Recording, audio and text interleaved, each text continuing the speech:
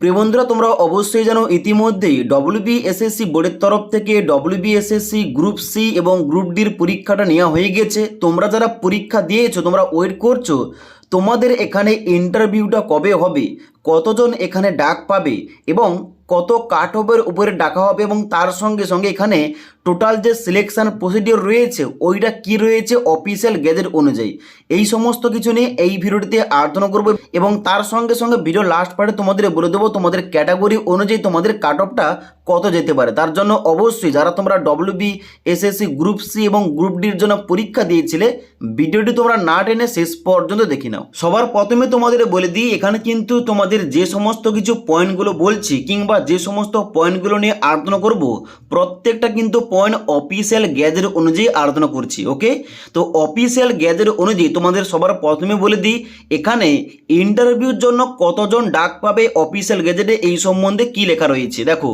Official গ্যাজেটে লেখা রয়েছে যে এখানে মেরিট লিস্ট যে তোমাদের বের হবে ইন্টারভিউর জন্য, যার জন্য তোমাদের একটা প্রথম প্রিলিমিনারি মেরিট স্কোর তোমাদের কিন্তু পাবলিশ করা হবে।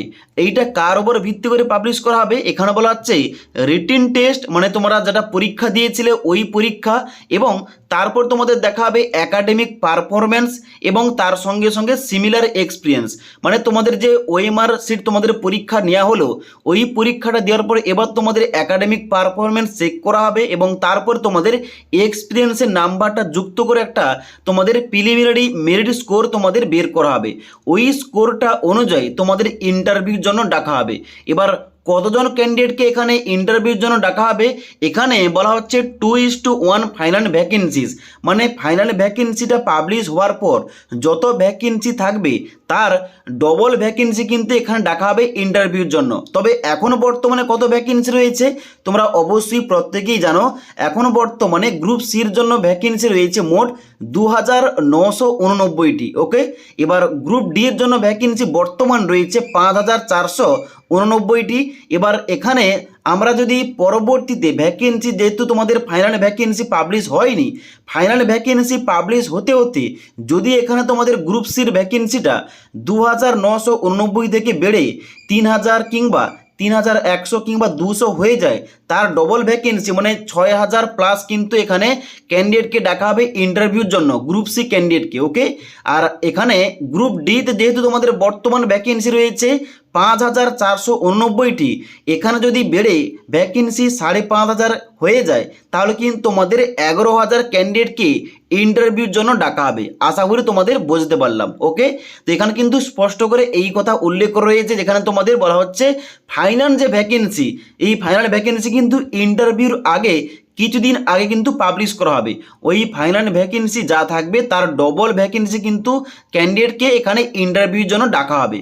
ওকে, এবার তাহলে মোস্ট ইম্পর্টেন্ট পয়েন্ট যেটা, তাহলে এই ইন্টারভিউটা যে হবে ইন্টারভিউটা কবে হবে কিংবা এই যে প্রিলিমিনারি মেরিট স্কোর কিংবা রেজাল্টটা ওইটা কবে নাগাদ আসতে পারে। দেখো, যেহেতু এখন বর্তমানে বোর্ড ঘোষণা হয়ে গেছে এবং যেটা চলবে কিন্তু মে মাস পর্যন্ত, এবং এখানে কিন্তু বর্তমানে কমিশন অলরেডি অ্যানাউন্স করে দিয়েছে যে এখানে কিন্তু জুলাইয়ের পর কিন্তু সমস্ত কিছু হবে।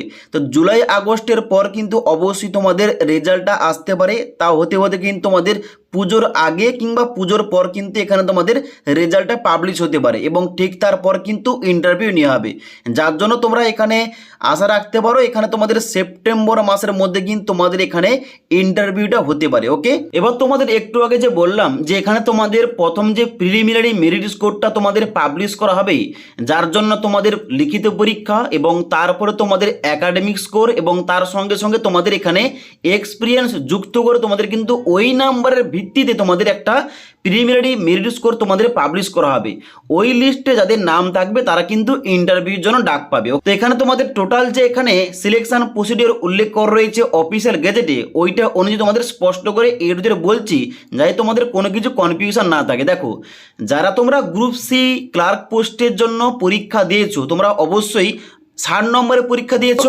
এবার এই যে 60 নম্বরে পরীক্ষা দিয়েছো তোমরা কিন্তু অবশ্যই চেক করে তোমাদের কিন্তু কত নাম্বারটা আসছে। ওকে, এবার এখানে এই যে 60 নম্বরের পরীক্ষাটা হয়ে গেল, এবার তোমাদের নেক্সট কি হবে? নেক্সট তোমাদের হবে একাডেমিক স্কোরের উপরে তোমাদের কিন্তু 10 নাম্বার দেওয়া হবে। এবার এই 10 নম্বরটা কাদের কত নাম্বার দেবে একটু পরে বলছি। এবার একাডেমিক স্কোরে এখানে তোমাদের 10 নাম্বার থাকছে এবং তারপরে তোমাদের থাকছে এখানে সিমিলার এক্সপিরিয়েন্স, মানে যারা পুরনো ক্যান্ডিডেট, মানে যারা অলরেডি এখানে কিন্তু চাকরি করতো, তারা যে বর্তমানে এখানে অংশগ্রহণ করেছে, মানে যারা টেন্টেড ক্যান্ডিডেট তারা নয়, যারা আনটেন্টেড ক্যান্ডিডেট রয়েছে তাদের কিন্তু এখানে 5 নম্বর দেওয়া হবে। এবার এখানে কিন্তু বলা হচ্ছে 1 মার্ক ফর ইচ কমপ্লিট ইয়ার, মানে যত বছর তারা চাকরি করেছে পার ইয়ারে তাদের কিন্তু 1 নম্বর করে দেওয়া হবে। সেই অনুযায়ী তাদের ম্যাক্সিমাম নাম্বার দেওয়া হবে টোটাল 5 নাম্বার। ওকে, এবার এই 3টে ধাপে নাম্বার যুক্ত করে তোমাদের মোট নাম্বার দাঁড়াচ্ছে কত? 75 নাম্বার। এই 75 নাম্বারের উপর ভিত্তি করে একটা প্রিলিমিনারি মেরিট স্কোর তোমাদের পাবলিশ করা হবে। সেখানটায় যারা চান্স পাবে তাদের কিন্তু ইন্টারভিউর জন্য ডাকা হবে, যে ফাইনাল ভ্যাকেন্সি তারা কিন্তু ডবল ক্যান্ডিডেটকে ডাকা হবে। আশা করি বুঝতে পারলাম। এবার এখানে তোমাদের যে গ্রুপ সি পোস্টে একাডেমিক স্কোর তোমাদের 10 নাম্বার রয়েছে, 10 নাম্বার কাদের কত নাম্বার দেওয়া হবে এখানে এই সম্বন্ধে বলা হচ্ছে স্কুল ফাইনাল মাধ্যমিক অর ইকুইভ্যালেন্ট অথবা old HS in Leo of school final মাধ্যমিক অর ইটস ইকুইভ্যালেন্ট, মানে তোমরা যারা মাধ্যমিক পাশে এখানে গ্রুপ সি পোস্টে আবেদন করেছো, তোমরা যদি ফার্স্ট ডিভিশন পেয়ে পাস করে থাকো তোমাদের কিন্তু 10-এর 10 নাম্বার দেওয়া হবে। ওকে, আর যারা তোমরা সেকেন্ড ডিভিশনে পাস করেছো তোমাদের কিন্তু 8 নাম্বার দেওয়া হবে। যারা তোমরা থার্ড ডিভিশনে পাস করেছো তোমাদের কিন্তু এখানে 6 নাম্বার দেওয়া হবে। আশা করি বুঝতে পারলাম। এবার যারা তোমরা গ্রুপ ডি পোস্টে আবেদন করেছিলে তোমাদের এখানে সিলেকশনটা কীভাবে হবে এখানে বলা হচ্ছে কি, এখানে বলা হচ্ছে তোমাদের যে লিখিত পরীক্ষাটা হয়ে গেল ওএমআর বেস, এখানে তোমাদের পরীক্ষার তোমরা দিয়েছো 40 নাম্বারের। এবার এই 40 নাম্বার প্লাস তোমাদের কিন্তু এখানে সিমিলার এক্সপিরিয়েন্স তোমাদের থাকবে এখানে 5 নাম্বার। এই মোট তোমাদের 45 নাম্বার উপরে ভিত্তি করে তোমাদের কিন্তু একটা প্রিলিমিনারি মেরিট স্কোর পাবলিশ করা হবে এবং সেই অনুযায়ী তোমাদের কিন্তু ওরাল ইন্টারভিউ তোমাদের কিন্তু ডাক আসবে।